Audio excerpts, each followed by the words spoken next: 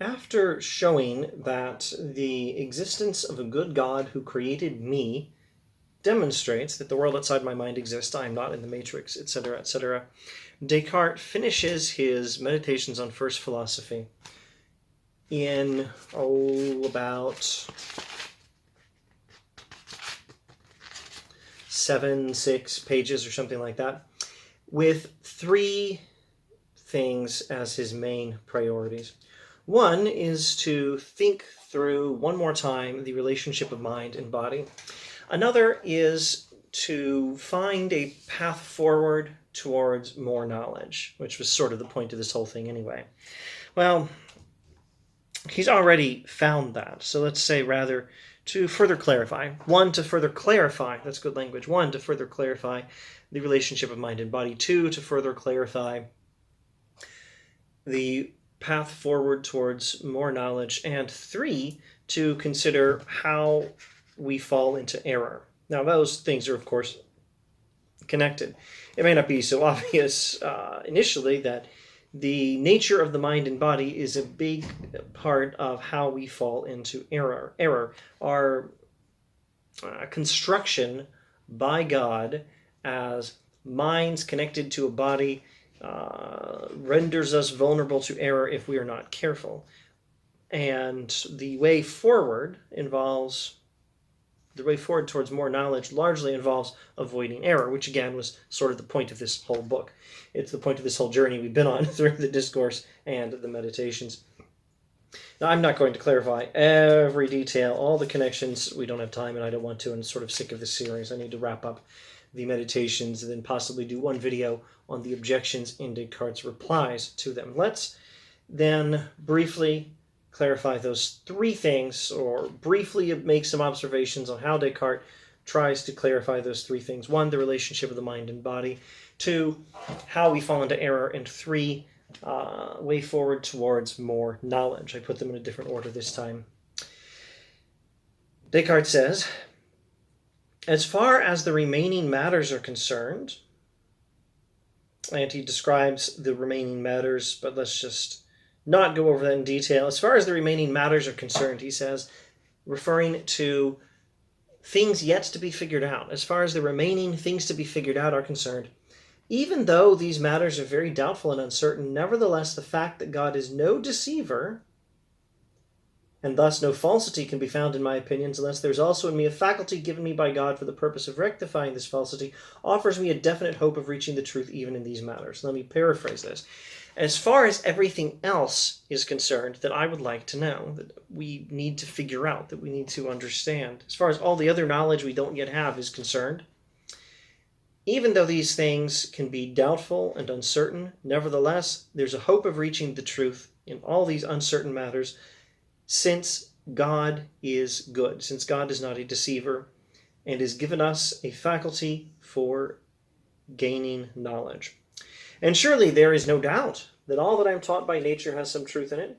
Now he's going to play around with the definition of nature here in the remainder of Meditation 6. I don't think we'll go over it in this video, but his initial definition of nature is here. For by nature, taken generally, I understand nothing other than God himself, or the ordered network of created things which was instituted by God.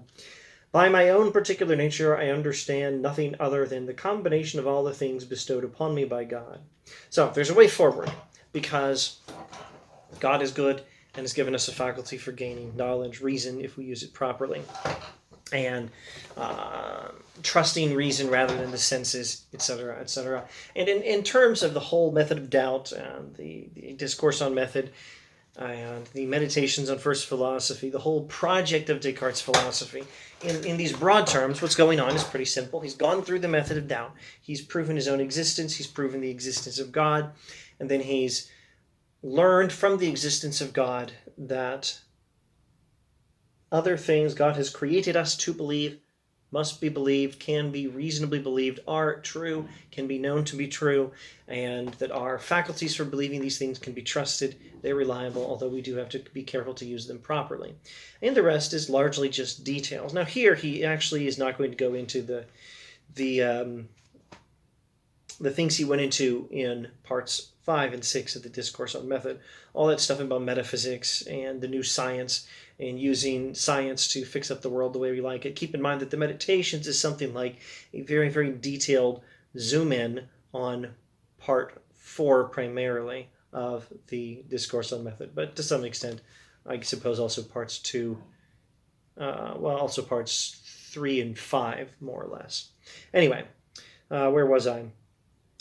There is nothing that this nature teaches me more plainly than I have a body. So he's going to talk about what we can know from the order of ourselves and the order of the world that God has arranged. And first of all, it's the connection to the body. And then he's going to explain that in more detail by way of describing where error comes from. And then he's going to wrap things up with commentary on being careful of error and recognizing our great vulnerability to error so that we can avoid it. But first, by means of these sensations of pain, hunger, thirst, and so on, nature also teaches not merely that I am present to my body in the way a sailor is present in a ship, or these days we might say a ghost in a machine, ghost in the machine, however that phrase goes, but that I am most tightly joined and, so to speak, commingled with it, so much so that I and the body constitute one single thing. What? So this is fascinating, because normally Descartes talks like, what I am is a mind, not a body. Personal identity is in the mind, not the body. Now, if you want a very simple bullet point summary, I think it's safe to say that Descartes thinks personal identity is mind, not body. Who you are, what you are is mind, not body. But body is still connected to matter. Mind is still connected to matter. Mind is still connected to body. And while you are mind, I am mind, not body. Mind plus body does form an important, very specific thing, and that thing is a human being. What you are is a mind, not a body, not a human being even, but human being is mind plus body, and the two together do form one thing. I think it's safe to say that, but there is some subtlety here, or some confusion, because Descartes here talks as if, well, first of all, I and the body constitute one single thing, talks as if what I am is definitely not the body, nor the combination of mind and body. But note that he says that the two are commingled. He hedges it just a bit. He doesn't want to say it outright and leave it unexplained and allow us to take it too literally. He says mind and body are commingled, so to speak. And then he talks about how nature teaches us that various other bodies exist around my body, etc., etc. Some are good, some are bad. Nature teaches me that food exists, and staplers are useful. But if you're not careful, you can injure yourself with these things. So nature teaches me through my experiences in the body, with the body, commingled with the body, that there are lots of other physical things around me, like staplers and food, and the food is good, and the staplers are bad if you use them carelessly, etc., etc. And the tea is good. And in the same paragraph, Descartes says, and from the fact that some of these perceptions are pleasant while others are unpleasant, it is plainly certain that my body, or rather my whole self, insofar as I am comprised of a body and a mind, can be affected by various beneficial and harmful bodies in the vicinity. So, did you notice that? Now he's saying my whole self is comprised of a body and a mind. So what's going on? Just a few lines above, if the picture is clear, there where I've highlighted it in pink, orange, what is this color? Pink over yellow, so some pink and some orange. Up there at the top of the page, he says that I am not the body, and I and the body constitute one single thing, and we could call that thing a human being.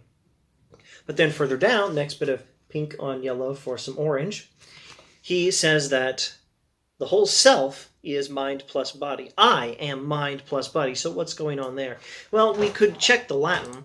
The Meditations was originally written in Latin, and a French translation was made with Descartes' input. Here we are. I found the Latin the Latin text, and I think we could translate this more literally. Instead of here in Cress's translation, my whole self, insofar as I am comprised of a body and a mind. We could translate that a little more literally, something along the lines of the whole me, since I have been built out of body and mind. Since I have been built out of body and mind, or since I have been compounded or composed out of body and mind. The whole me, since I have been made out of body and mind, is the general idea, or the whole me insofar as I'm comprised of a body and mind. Now, does that explain why he says at one point, what I am is mind, not body, and another point, what I am is mind plus body? No, it doesn't explain it.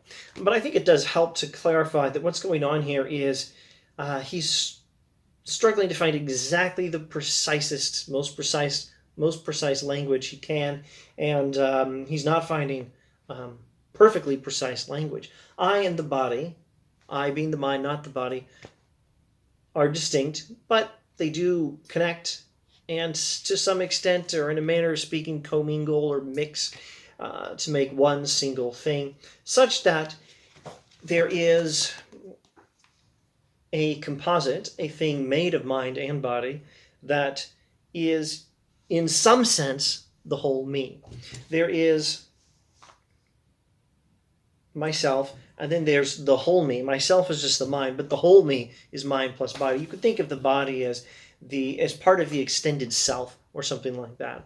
So I think some very loose language along those lines is probably best for interpreting Descartes here. I don't think he's actually contradicting himself, but he is not speaking with extreme clarity, and honestly, given that his philosophy is that I am mind, not body, and that body and mind are still very closely connected, such that they do form one thing, which is an aspect of my identity in a sense, even if it's not strictly speaking what I metaphysically am. Given that that's his philosophy, I don't know how we could say it all more clearly.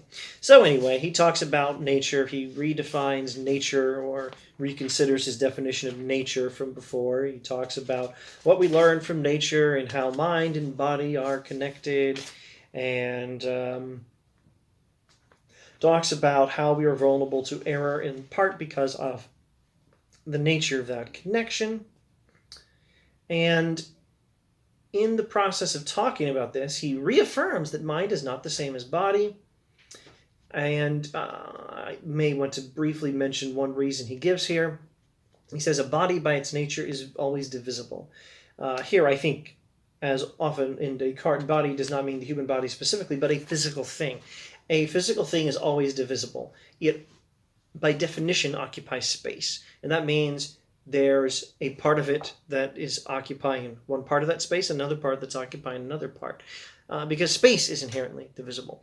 If anything occupies space, then it has size. Anything that has size is a thing occupying two areas. The left side of the space that it's occupying, and the right side, or the top side, the lower side. That's just how occupying space works. There's always one half and then the other half of the space you're occupying if you're a thing that occupies space. And that means what is physical is always divisible. Not that we have a knife so thin that it can cut between the smallest subatomic particles, but if a thing occupies space, at least in principle, it's divisible because it's got parts. The part in the left side of the space it occupies and the part in the right side of the space it occupies. And each of those parts still has parts. As long as it has size, it's always got space it's occupying. And that space has left half and a right half. On the other hand, the mind is utterly indivisible. And that's how you know body is not the same thing as mind. Mind and body have completely different properties. The mind cannot be divided. It's a single unified whole. It is in the philosophical terminology, though you may have encountered this in chemistry class, it is simple. The mind is a simple substance, meaning it doesn't have any parts, it's indivisible, unlike the body. And this consideration alone would suffice to teach me that the mind is wholly diverse from the body, he says. And he also says, I'll forget what he says. Let's just move on towards the end.